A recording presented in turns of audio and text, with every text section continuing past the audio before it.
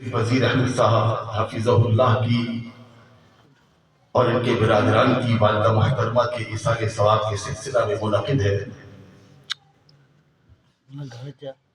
دعا گو ہے کہ اللہ رب العزت ان کی والدہ محترمہ کے درجات کو بلند فرمائے، کنوٹ کنوٹ اپنی رضا کی جنتیں عطا فرمائے، اور کل بروز قیامت سیدہ کائنات طیبہ طاہرہ حضرت فاطمہ الزہرا سلام اللہ علیہا کا پڑوس عطا فرمائے۔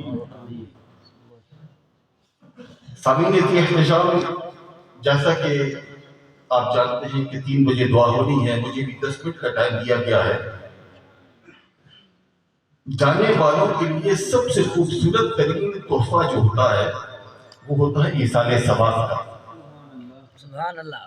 بخاری مسلم کی متفق علیہ حدیث پاک ہے کہ اذا مات الانسان انقطع عمله الا ثلاث، جب انسان مر جاتا ہے تو اس کا جسم اور روح کا رشتہ منقطع ہو جاتا ہے، پھر عمل کی کوئی اجازت نہیں ہوتی۔ لیکن میرے کریم آقا فرماتے ہیں کہ 3 اعمال ایسے ہیں کہ پھر بھی باقی رہتے ہیں، اور ان میں سے پہلا عمل کون سا ہے؟ پہلا عمل وہی ہے کہ جو آج جناب جسٹس دلپذیر صاحب اور ان کے برادران نے اس محفل کو سجا کر کیا کہ ولد صالح یدعو لہ، نیک اولاد کہ جو اپنے والدین کے لیے دعائے مغفرت اور ان کے ایصال ثواب کا ایک سلسلہ قائم کر دے۔ بیٹا پڑھے گا ماں کے لیے ایصال ثواب کی خاطر، اللہ قبر میں ماں کے درجات کو بلند فرما دے۔ سبحان اللہ۔ بہت بڑے ولی کامل سید الطائفہ حضرت سیدنا بایزید بستانی رضی اللہ تعالیٰ عنہ، یہ وہ ذی مرتبت شخصیت کا نام ہے۔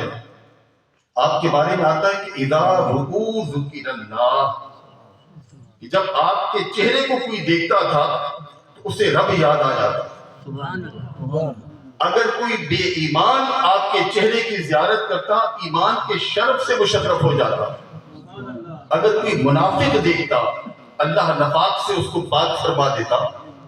آپ کے بارے میں آتا ہے، آپ خود فرماتے ہیں کہ لوگوں مجھے اللہ نے یہ جو مراتب عطا کیے ہیں، یہ جو درجات عطا کیے ہیں، یہ جو بلندیاں عطا کی ہیں، اور روحانیت کے اندر یہ جو کمال عطا کیا ہے، اس میں میرا کوئی کمال نہیں، یہ سب میری ماں کی دعاؤں کا صدقہ ہے۔